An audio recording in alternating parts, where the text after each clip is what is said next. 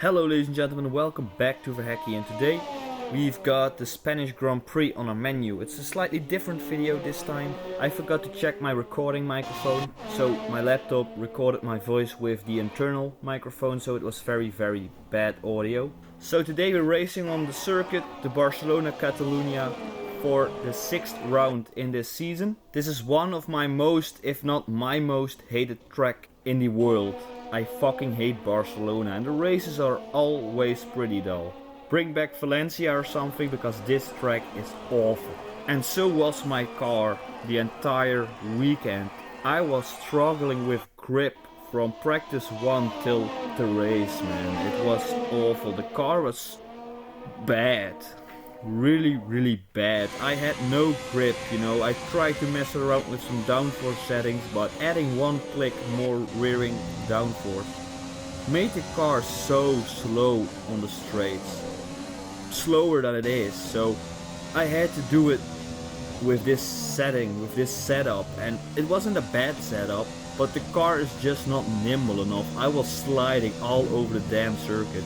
The entire practice session I was sliding, and somehow I still managed to get all the practice programs on purple, except for the qualifying practice program, which was only a green, but for the rest, you know, I did pretty okay.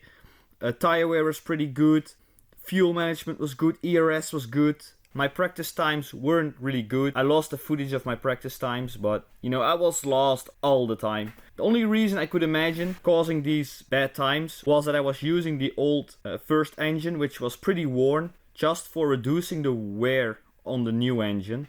With that in mind, practice session came to an end. I was interviewed by Claire, or how she's called. Good day today. Let's have your take on it. You really put a lot of effort into practice today. Are you testing new components? Yeah, well, we didn't really have new upgrades installed. It was more looking into the durability of the car and how the car is going to handle and perform on longer runs, even with worn components, and how long the components can handle itself. How do you feel this season is going for you? Is the car competitive? No, the car isn't really competitive, especially in this track. It's pretty horrendous. We do need a lot of improvement into aerodynamics and also chassis. But yeah, I think if we do that, the car is going to be great. But for now, it's pretty bad.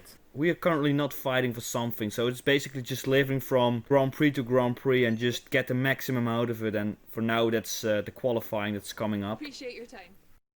So yeah, it's time for qualifying 1, and I have to admit I was pretty positive going into this qualifying session, because we were slow though, but there are still some slower cars out there, so I think there's an opportunity for a good result there. Well, a good result in our perspective, like 18th, maybe 19th, so I was pretty positive to become not last, but my hopes and dreams were quickly demoted on the outlap for my first run. But it's not the first time and not the last time this weekend. This gearbox is gonna bite me in the ass the entire time. I'm still gonna try to do the best I can. And after some loosey-goosey slipping and sliding around the track of Barcelona, I was able to set a 1:19.857 on the timing board, which is pretty horrendous, but hey, it will do.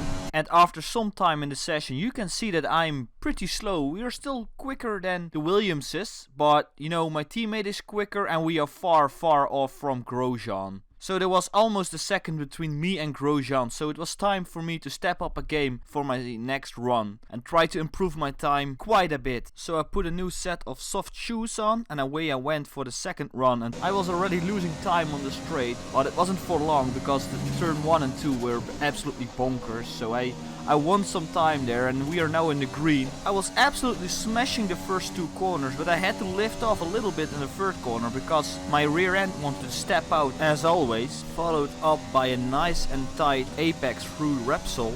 I was absolutely smashing this second qualifying run. Look how far we are up, arriving in the last few corners of the circuit, almost a second in the chicane. I lost some time in the exit, but we are improving right here. This run was good for a 1:19.0. I was very happy with this result because it improved our first time so much, almost a second if you compare it to the first run, which is amazing. After the second run, of course, it was time to go back into the pit because we had no fuel, but also to see what the others and our rival was doing. Look how close everything is together here. I'm currently 16th, so we should go to qualifying 2 if the standings stay this way. But of course everybody is going out for a third run and times are going to get improved. So I had to go out and push the car as hard as possible, maybe even harder than it could handle. With 1 minute left, this was going to be the lap I had to do it, because there was no second opportunity here. We had to do it in this lap. I was already losing a little amount of time. Going into turn 1, hit the apex. Turn 2 was perfect. A good exit, back on the throttle, carry as much speed into turn 3. That was maybe a little bit too much speed into this corner, so the INALLA limiter turned on. And on that mistake, we're out of Q1. But it is only just, as you can see. So, yeah, well, we got out of Q1, but we're still 17th. We still beat some guys, including Lance Stroll, aka Daddy's Cash. And I think I ruined his qualifying. Because when I crashed, I will get a little rewind here. Look, when we crash, somebody's braking. It's a pink car. It has to be Lance Stroll. So, he had a slower time than me in the second run. When I did the second run, he was slower than me, so he wanted to improve his time in the third run, and I basically just fucked him. And that's something that his dad can't buy. You can't buy a faster time. You can buy a faster car, but you can't buy a faster time. This is just the rules. So yeah, it's time for the Spanish Grand Prix. The Spanish Grand Prix has been a permanent fixture on the Formula One calendar for over 30 years now, and for good reason. Do you remember Michael Schumacher's absolute dominance here in that rain-soaked Grand Prix in 1996? That day he took his first ever victory for Ferrari, and we've had many more iconic moments since. The Circuit de Barcelona-Catalunya then, a high-speed 2.89-mile circuit which demands an efficient downforce package and bravery on the part of the driver, especially through the blind right of turn 9, which we might just see taken flat this weekend. With the Grand Prix nearly upon us, Anthony Davidson is by my side once again to offer his perspective. Why don't we discuss McLaren? What do you make of their performance so far this season? Well, the atmosphere within that team seems very positive at the moment. Everyone seems like they're in great spirits and having a lot of fun doing what they do, and that's definitely contributed to the performances we've seen.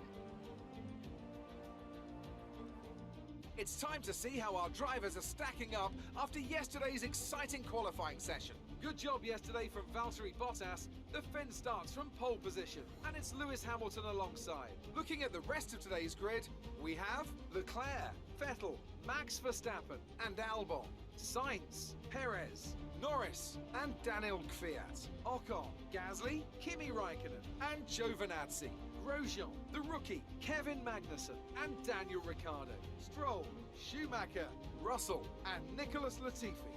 Which of these talented drivers will come out on top today? Now that we've got some points on the board, let's continue this form and aim for another top 10 finish. Yeah, I have to admit, Jeff, I'm quite nervous for this race because the race pace in this car isn't so great. So if we can keep this position, we should be fine. We should be happy. We actually gained 1 place because Ricciardo had a 10 place grid penalty. I don't know why, maybe a gearbox or something, but we are currently 16th, so it actually means we are 1 place behind Grosjean. So we have an opportunity here to win another rivalry with Grosjean. But yeah, nothing really interesting about the formation lap, just warming up the brakes and the tires. So I skipped right ahead to the start of this Grand Prix. Always when we are about to start the Grand Prix, you know, when the grid is forming and you see the lights popping up, I am starting to get really nervous for the starts and just everything that's going to happen. You know, I can't play this game for fun, and this time it was the same and even worse because this is going to be the first time ever I'm playing without the dynamic racing light. Nothing to do about it right now, and we are waiting for the 5 red lights to go out, and away we go. And I had an abysmally bad start. As you can see, I'm getting overtaken by Ricciardo, who's behind me. Hits a little bit of my wing, I think. Magnussen is next to him, so I lose 2 places just at the start. But I'm able to overtake Ricciardo and Magnussen back by late braking into turn 1 and also overtaking the French baguette. He is not having it, he's just going around the outside into turn 3. Overtaking me again. So I didn't lose a place, I didn't win a place. We are back in 16th, but it just wasn't a good start. But this fight is far from over as I am having another go and Grosjean dive bombing on the inside, looking up, but I've got him. That's the most important thing. I'm getting ahead in this rivalry with him.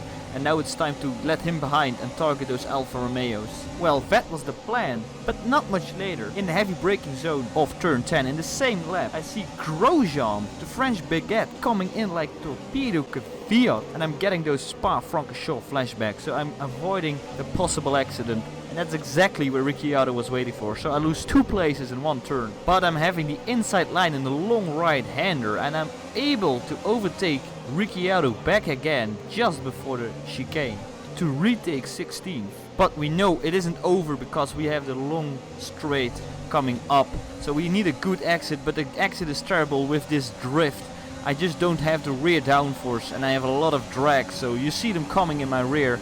I need to go defensive right here. I'm staying on the outside and you see them gaining, Ricciardo and Magnussen overtakes Ricciardo. Magnussen tries it on the inside of turn 1. I am able to defend myself by squeezing Magnussen, but how long are we gonna keep up this fight? Because we know DRS is gonna be enabled soon and they are gonna gain on us when that wing opens. We just don't have the straight line speed, we have too much drag and almost no engine power.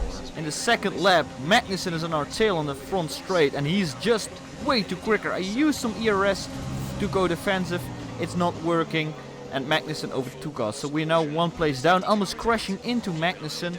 He's braking, we have a yellow flag, Lando Norris is out of the race, a mechanical issue I think. So yeah, we're going to get a safety car, which is going to close the pack, so maybe we have an opportunity here, but I think it's just making it harder for us. And it was at this point when my Elgato system decided to fuck me over. I don't know what happened, but the sound was gone for the upcoming 4 or 5 minutes, including the restart, and that's where all the action happened. Right from the restart, Grosjean and Magnussen were pulling away from me. I had to defend against Stroll and Russell was behind Stroll as well, but look at the speed. Stroll is gaining on me like a madman. Daddy's Cash is going on the right side. I tried to squeeze him out, not successful. I had to give him the space. He's going on the outside. I tried to fight back, but in turn 3 I have to lift throttle while Stroll can go flat out. And I just have to give him this place. We're gonna fight off Russell and Schumacher for the upcoming laps while I'm drifting my way downtown. But 5 laps later I mess up in the last turn and Russell just overtakes me, so I'm dropping another place. That's not going to be the last place I'm gonna drop. I'm having an absolute nightmare this entire Grand Prix. While I'm battling with Sainz into turn 1, I'm able to hold him off, but you and I, we all know it's not gonna last long. He is having a much better car than I have, so it's just a matter of time. I'm just going to try and hold on to this position before the pit window, but it's going to be a hard task. And of course, Jeff was way too opportunistic here. Next up is one of the Williams. What is he thinking? A lap before I was overtaken by a fucking Williams and now he's saying that I can overtake him. Look at the gap he's pulling away, 1.7 seconds, it's incredible. I don't know, but I think Jeff just skipped mathematics or something because his maths are not on point today. He's just not thinking right how I'm supposed to work with this man. But I wasn't giving up. I was pushing it as hard as possible, as hard as this car could handle. But as you can see in the top left corner, he's just so far away and we are only like 2 laps further and he's already gained 2 seconds or something. At this point I knew it was going to be mission impossible and I was just having a race against myself. But at this point in the race we had one last weapon to try and go for a better result. We had a very good tire management and it was at this point with Jeff, and at this point Jeff gave us a proposal to go in 2 laps later than we were planned to do. I really hoped that overcut was going to work because I did what I could do. But I was really pushing it, even defying some new track limits, although the FIA wasn't really happy with that. Meanwhile Russell was going into the pit, so this is where the overcut was going to work, supposed to Jeff. So it was time to even push it harder, increase that gap so we could get a release in front of the others. You know, tire management was good. I really thought it was going to work. 1 lap later Nick went in while I had to go defensive against Perez, who was gaining on me with that Mercedes driven Racing Point. The pink torpedo came in and just overtook me like nothing. I know he has DRS, but this car is just a sitting duck on the straights with all that drag and the lack of engine power. Meanwhile Ricciardo is behind me as well. He's seeing I'm a sitting duck in this car, locking up, going almost straight into the gravel. Ricciardo just goes on the inside. I'm losing 2 places in 1 lap. Really having a terrible time this Grand Prix. In lap 17 I went into the pit doing that overcut proposed by Jeff, putting a new set of fresh hard shoes on and see what I could do in the next stint. I'm getting released just in front of Latifi, so that overcut kinda worked. We overtook Latifi for the next few laps, there wasn't really much action going on. Latifi just stayed within 1 second of me, but he never did a move on me. We didn't have a fight or something. Yeah, the next 8 laps were pretty boring. It wasn't until lap 25 where we got a blue flag where shit hit the fan. I just let past Bottas, I couldn't see, and then Latifi just bumps into my side, seeing an opportunity that I think wasn't there, or very unsporty. I get my second warning of this race. We get a virtual safety car, but I think I couldn't do anything about it. He just drove straight into my side. He was playing bumper cars or something. So Latifi is one less car to worry about, but behind me Sainz and Schumacher definitely are cars to worry about, especially Sainz. On the straight he has DRS, he has the speed advantage. I'm just a prey. I'm bringing sticks and stones to a gunfight. Look at this, he swallows me. While we're losing another place and I'm going defensive against Schumacher. And this lap we are getting more blue flags. This time it's a Ferrari overtaking us. Me and my teammate were having an intense battle between 19th and 20th place. Mick is going around the outside, outbraking me in the heavy braking zone, squeezing me out, but I'm having a better exit. I'm accelerating faster than Mick, so I can hold on to this position. Mick tries it again in the long right-hander, but I'm able to go defensive and somehow stay in front of Mick. But this fight isn't over yet, as we're getting another blue flag. It didn't take long for Mick to overtake me. On the start-finish straight, he's having the DRS, he's having the speed advantage. And I just couldn't go defensive. He just overtakes me and I lose another place. And basically for the remaining laps of the race, I'm just following Mick. I'm trying to do some moves, but I'm just a little bit too far off. I stayed within 1 second, so I had DRS, but I just couldn't get the move done. I was just too far away. I was close, but not close enough. Valtteri Bottas wins the Spanish Grand Prix. I tried it one more time to overtake Mick, but he goes defensive. I just couldn't get past him. I had to give up. Made a critical error in the same lap. Didn't give a fuck anymore. Latifi was far off, so I just had any time to get out of the gravel and drive over the finish line and cry. And of course, Jeff was being Jeff. He just doesn't show if he's happy or disappointed. It just wasn't meant to be this race, okay? So I just accept it. We just forget this race. We concentrate on Monaco because that's a different story. This Grand Prix was pretty painful, so better forget it. If Norris didn't DNF and Latifi didn't crash into me, I'm pretty sure we would have finished last, because I was the slowest car on the field today. But yeah, it's another 1-2 for Mercedes. I hope we can be on the podium as well in the future, but for now, for the upcoming few seasons, I don't expect it. But yeah, looking at the scoreboard, it's a 1-2 for Mercedes, it's a 3-4 for Ferrari. But look at this, what has Stroll done? +4 laps. What has he done? How can you get +4 laps? I haven't seen him the entire race. Was he parked somewhere? Was he in the pit or something? Because I haven't seen Stroll. He has +4 laps. And of course a DNF for Lando Norris. So we are basically not last. But we shouldn't be proud of this result. This Grand Prix, we took an L. But in the Monaco Grand Prix, we're gonna bounce back. Before we're gonna end this video, it's time to put a new gearbox in, because we are allowed to. This gearbox was pretty worn. So I hope you enjoyed this episode. I definitely didn't enjoy this Grand Prix. I didn't enjoy the episode. I hope you did. Leave a like if you did. Also, if you like this channel and you want to support me, please subscribe. In the next episode we have the Monaco Grand Prix and also some team activities to build some team spirit, because our team spirit is, I believe, pretty low. So I hope you enjoyed. Leave a like if you did, and bye.